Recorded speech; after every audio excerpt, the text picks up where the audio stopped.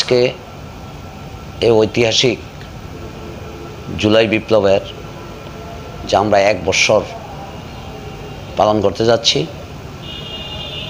আজকের এই শুরুতেই আমি অত্যন্ত শ্রদ্ধাভরে স্মরণ করছি মহান স্বাধীনতার ঘোষক শহীদ রাষ্ট্রপতি জিয়াউর রহমানকে।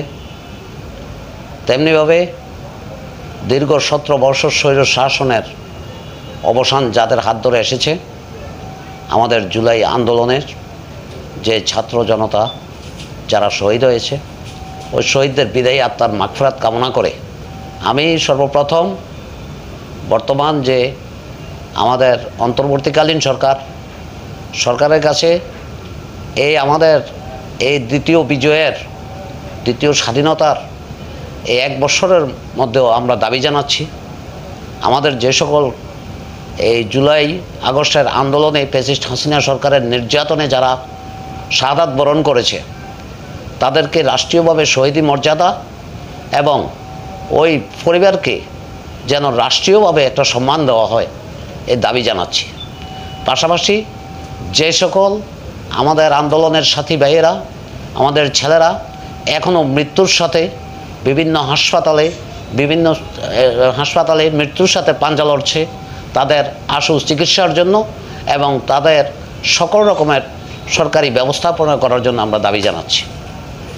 আজকে আমি আপনাদের মাধ্যমে সারা এলাকাবাসীকে, আমার এই কুমিল্লাবাসীকে, বিশেষ করে আমাদের এই সিটি কর্পোরেশনের 27 নম্বর ওয়ার্ডবাসীকে যে কথাটি জানাতে চাই, আমাদের প্রিয় নেতা দেশনায়ক তারেক রহমান সাহেব আজ থেকে আরও 2 বছর আগে জাতির মুক্তির জন্য 31 দফা কর্মসূচি ঘোষণা করেছিলেন।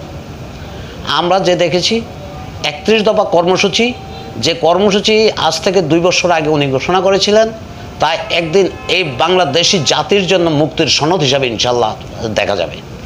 আমরা বারবার একটা কথা বলছি, আমাদের নেতা তারেক রহমান সাহেব এবং বাংলাদেশ জাতীয়তাবাদী দল যে 31 দফা কর্মসূচি ঘোষণা করেছে, ওই 31 দফা কর্মসূচির কোনো অংশে লেখা ছিল না যে বিএনপিকে ভোট দিতে হবে। 31 দফা কর্মসূচির কোনো অংশে লেখা ছিল না যে ধানের শীষকে ভোট দিতে হবে।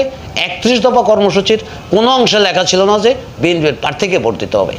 আমার নেতা যে 17 বছর যাবৎ নির্বাসনে থেকে যে নির্যাতন নিপীড়ন ভোগ করেছে, আমার নেত্রী, বাংলাদেশের মানুষের প্রাণপ্রিয় নেত্রী, বাংলাদেশের সাবেক 3বারের প্রধানমন্ত্রী দেশনেত্রী বেগম খালেদা জিয়া 80 বছর বয়সে যে নির্যাতন নিপীড়ন ভোগ করেছে, কারা নির্যাতন ভোগ করেছে শুধু বাংলার মানুষের অধিকার প্রতিষ্ঠা করার জন্য। কিসের অধিকার? আমাদের ভোটের অধিকার প্রতিষ্ঠা করার জন্য।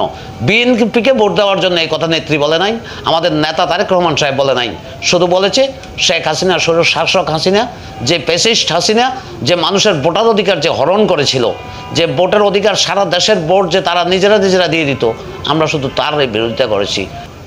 আমাদের এই 5 আগস্ট আমাদের জাতীয়তাবাদী দলের প্রতিষ্ঠাতা এবং মহান স্বাধীনতার ঘোষক শহীদ রাষ্ট্রপতি জিয়াউর রহমান সহ সকল শহীদদের বিদায়ী আত্মার মাগফিরাত কামনা করছি।